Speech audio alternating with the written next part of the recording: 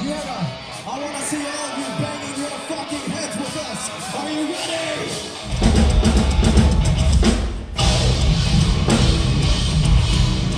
The new Star Wars Episode 1 is coming out again, obviously, in 3D. Yeah. So, what do you think about it? This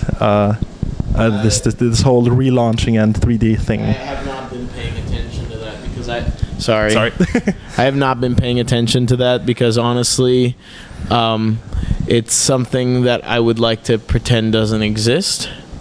And the fact that it's 3D manages to like take it to a whole new level of like I don't care. Okay. So I'm not excited for it.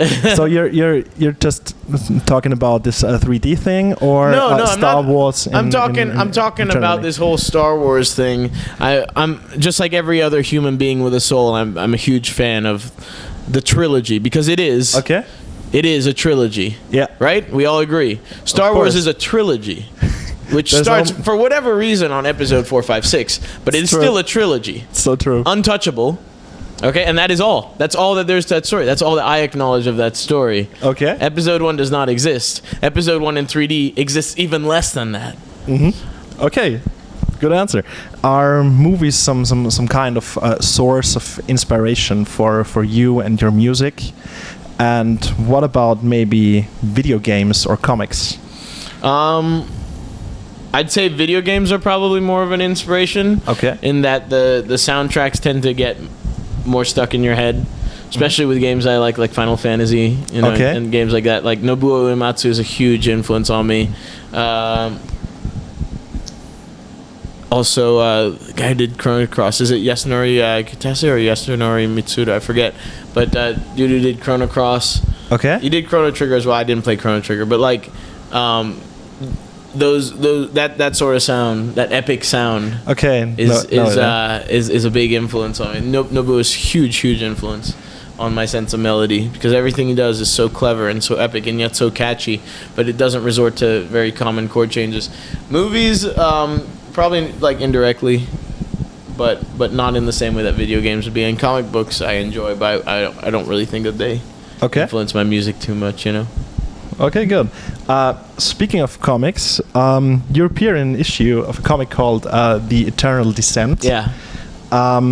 In which you're some kind of superhero with superhuman powers of Gent. Right. And how did that came about? Did they came to you and? Well, sort of. Actually, it was at last year's NAMM. I met with I just kind of randomly met with the guy who does it, Lexi Leon. Okay. That's his project. That's his baby. And I saw they did an issue with Static X, Wayne Static, and it's very memorable kind of guy, with his hair and all that. It's him, right? And his voice and. I'm just saying, just in the context of the comics. I mean, I don't really listen to Static X or anything, but I know who he is, and I instantly recognize him. I was like, oh, wow, that's so cool. And I thought what they were doing was really cool, and I was like, man, because I love comics. I love maybe not so much like the Marvel and DC comic kind of things, but more so like the Preacher, Watchmen. Like Sandman, this Vertigo stuff. The Vertigo stuff, like definitely Fables and stuff like that. The Walking Dead, and I thought that what he was doing was really cool, even though it is kind of like superhero. It's like very underground kind of stuff. And I was like, hey, can we work something out? And back then he was like, I can't. But then eventually ended up getting a budget to work with. I think they ended up signing with Sony or something like that. Okay. And he was like, hey, you want to do this? I was like, hell yeah, I want to do this. Cool. So I actually haven't seen the issue yet. Okay, and it's just one issue. Yeah, as far as I know. How many pages? I have no idea. Okay. I have yet to see it. I know it's out. I know it's completed. Hopefully I'll be getting a copy for myself. I really don't even care. I had a little bit, he asked me what I'd like the story to be about a little bit, but I kind of figured I'd let him do what he does best. Just do it. Yeah, because I'm not like really good with all that stuff. Okay. Like with storylines, narrative, and all that. So I figured I'd let him do that. I just gave him a general sense of like what I want my character to be like. Okay. And we brainstormed from there, and I have no idea what the story is about or anything. So I can't wait to see it. You might not be a superhero in real life, but Hey, I'm sorry. My mom says I am. Okay, so then you are. But you're definitely becoming more and more an idol for young guitarists. And what do you think about that? That young guitarists come after show, they come to you, and they identify more and more with the guitarist than a singer or a frontman. I think it's very indicative of the style of music that we play.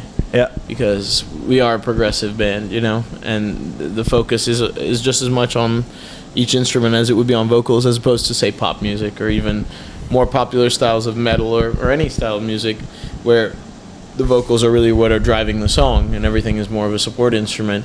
I think the very nature of how we approach the music in this band is that everything sort of has a voice of its own, is doing its own thing. So I think for that reason, people do tend to, you know, we're a musicians band at the end of the day. Like 90% of our fans play an instrument, and that's what it comes down to.